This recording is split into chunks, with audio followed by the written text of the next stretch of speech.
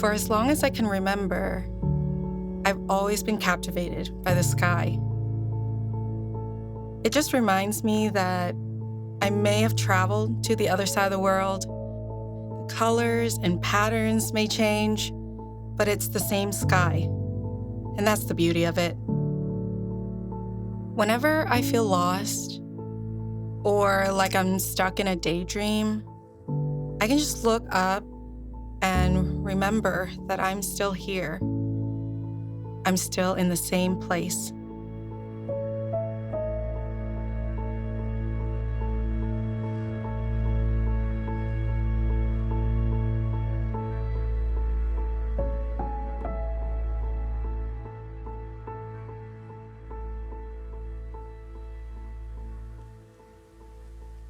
I think when I'm painting, my brain is doing something else than it normally does. I'm not just like thinking about what I have to do today. When I'm painting, I'm just painting. And that process alone is all I need.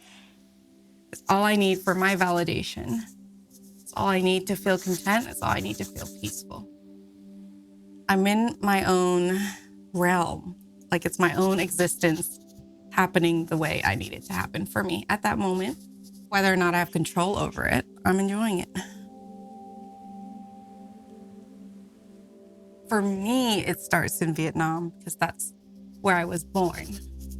Because my mom fled there with her parents during the Khmer Rouge genocide. There was always difficulty for Cambodians in Vietnam. We're a minority group. We are indigenous minority groups that have been there but no longer have claim over our land and culture and identity. My parents wanted us to come to America because, American dream and all that good stuff. The short of it is that they carried me and we fled. We were hiding and stuff until we reached Thailand and we ended up in the camps. And I say camps plural because in the 7 years we moved a few times. So I don't know what each of them are called. I don't know where they are, but I know that there were several. By the time the camps had to close down, we were still not processed. So we were returned to Vietnam.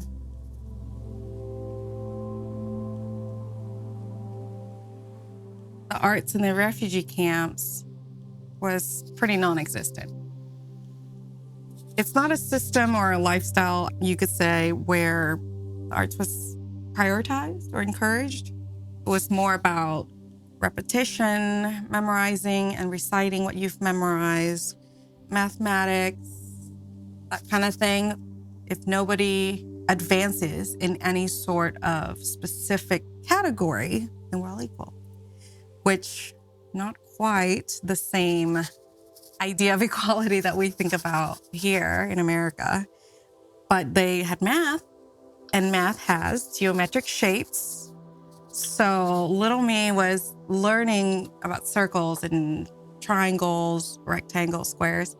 But I started putting these shapes together myself in like the dirt and making like people out of them and then scenes with people. So like the circle would be the head, the triangle would be the body, the rectangles sticking out of the triangles would be the arms. And then suddenly there were multiples of them, and some were bigger, some were smaller, some had hair, some had different hair, some didn't have any hair. And then I just found myself just making scenery out of these shapes and